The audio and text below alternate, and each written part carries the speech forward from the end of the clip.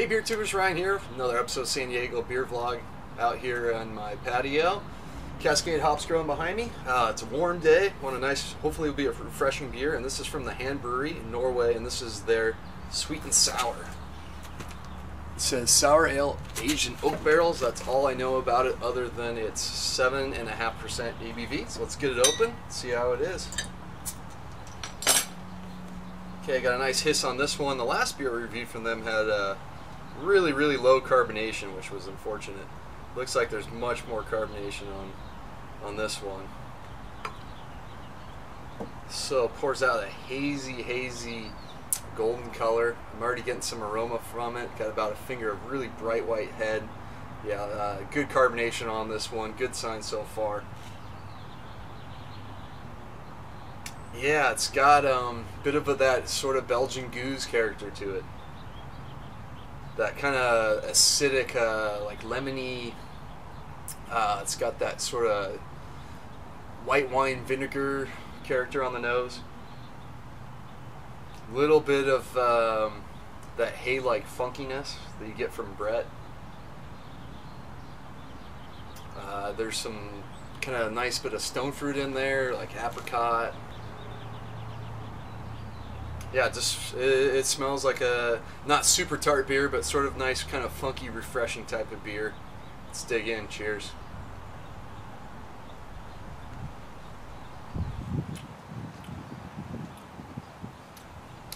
Yeah, that's the type of beer I want a day like this. Yeah, it doesn't have actually too much sweetness, which is nice. I was kind of worried maybe they back sweetened it or something, but there's some sweetness there, but it's more balanced.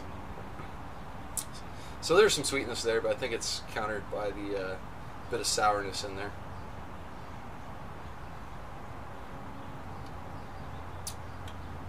Up front, you're hit with that sour vinegar. That white wine vinegar keeps coming back, and as soon as that hits, kind of you get that tartness. Then it's followed by a little bit of that sort of weedy, kind of bready sweetness. Not too much. There's a little bit of like a sweeter, kind of like lemonade sort of character. It still has that acidic component to it though. Just that sweetness, and then it finishes nice and dry. Finishes with that nice funkiness. So it follows the nose pretty good.